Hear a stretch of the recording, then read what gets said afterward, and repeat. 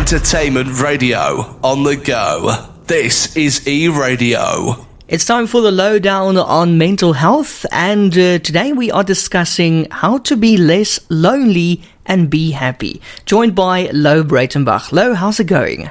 Good, thank you, and you? I'm good, thank you. How's your week been so far?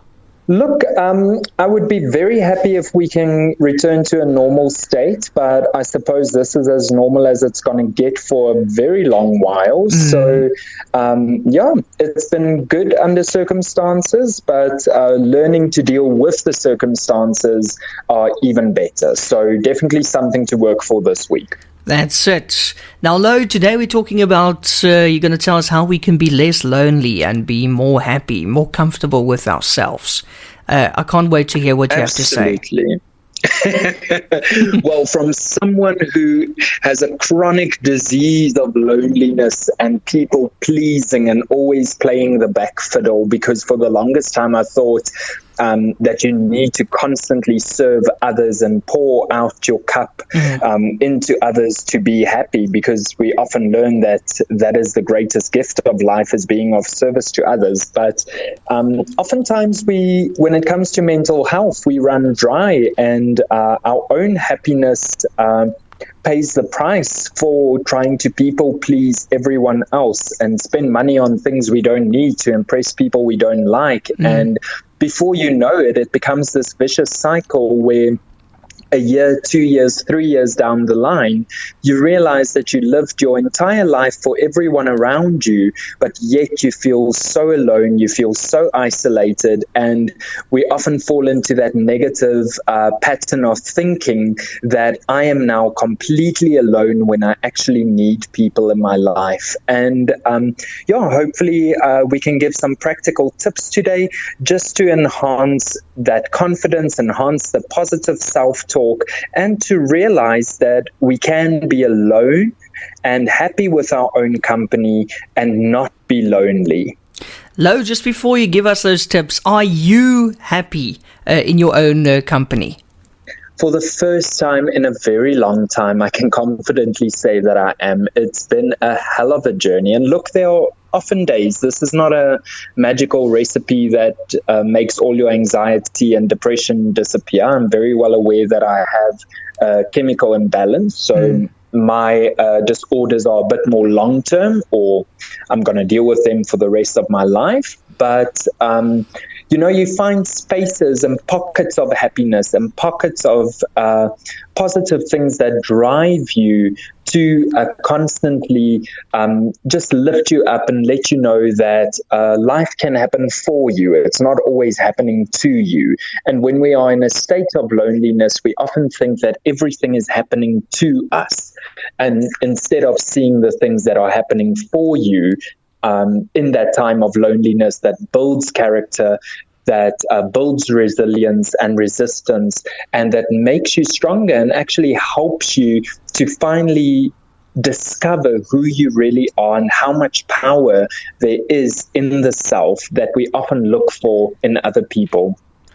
Well, to me, Louw, I find that I think I'm really comfortable in my own company. In fact, I prefer it. Like, if I know I'm alone for the night or a few days, I'm kind of happy. Instead of seeing people then going, oh, people. So I think I'm pretty, I'm pretty happy with my own company, which is really nice. I'm pleased to say that.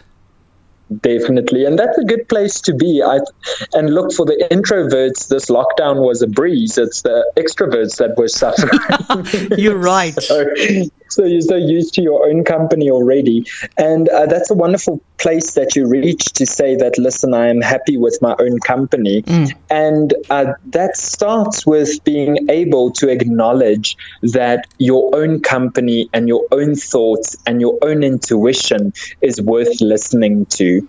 And when we talk about, first off, one of my tips would be to renew your mindset about being alone.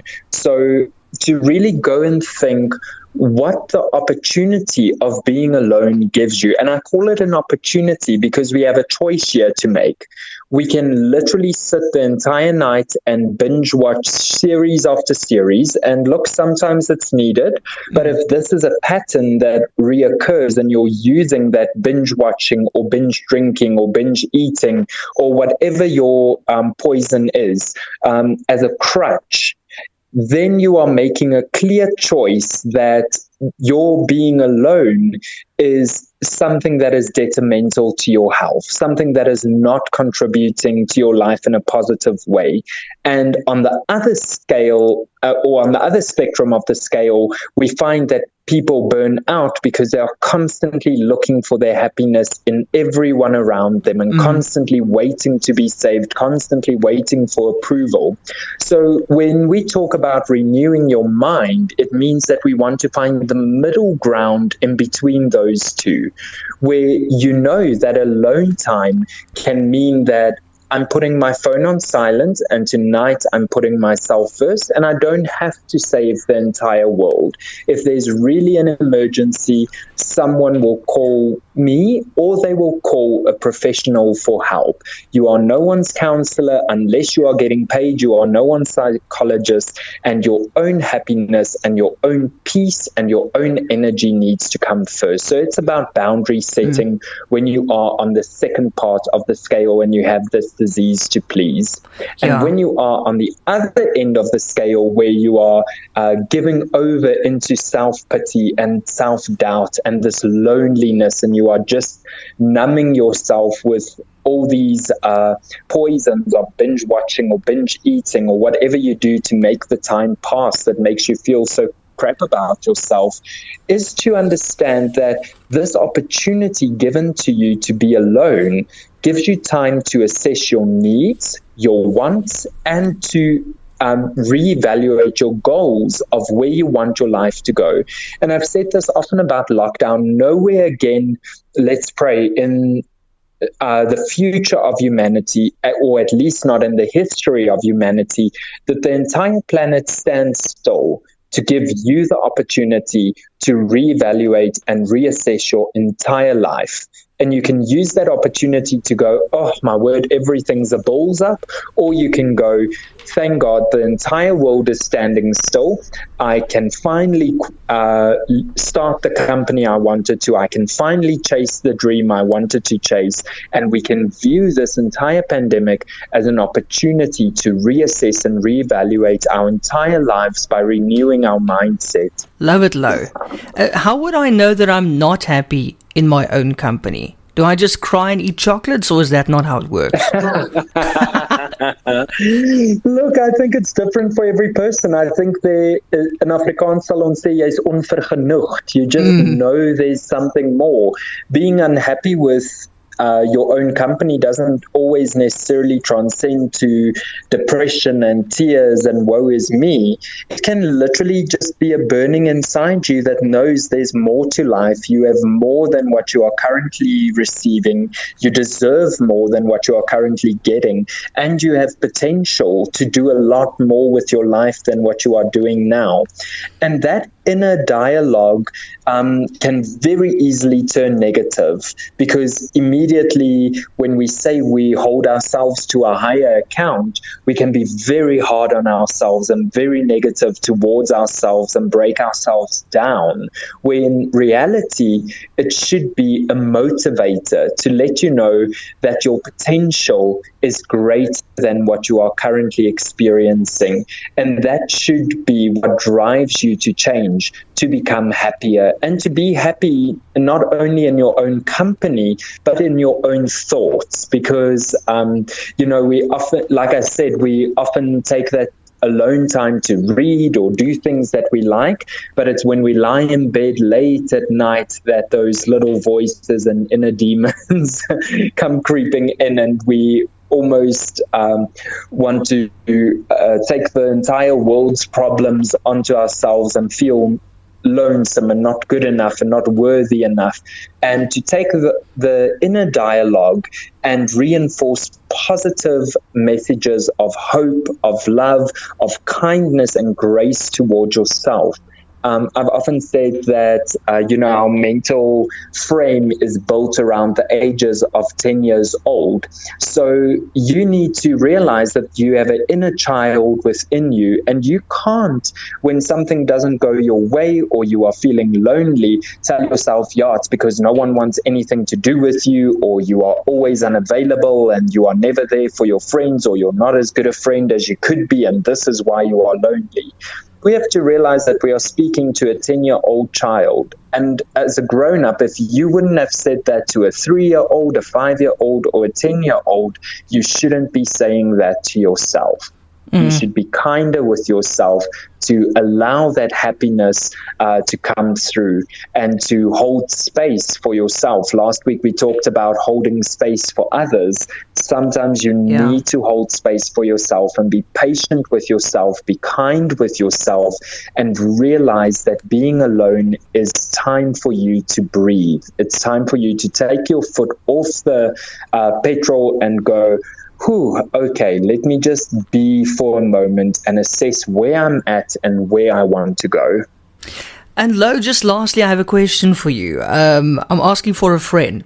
No, I'm joking. Sure. If you are, let's say somebody is on Tinder and is going through all the matches, or going through and swiping and looking for matches desperately and swiping through the things. Would you say that person is lonely as well, swiping like that and looking for matches and not getting any matches? Or is that not loneliness? Look, that's a personal choice that you make, whether that places you in a place where you feel like you are being rejected if you don't find the right match. And I'm so glad you asked this question, because a lot of that happiness that we seek in other people often can be found in ourselves. We are so obsessed with finding the one and finding someone to make us happy that if we, Don Miguel Ruiz wrote a book, The Mastery of Love, which I absolutely adore to quote, and paraphrasing his words in the chapter of The Magical Kitchen, he talks about how when we are starved for love and starved for attention, we will go for anything and anyone that comes along and offers some solace in return for control. Because that's what the whole idea behind this finding someone that completes you is to give someone control over your happiness. And the moment that person leaves you, your entire world falls apart, because you based your happiness solely on being loved by another person.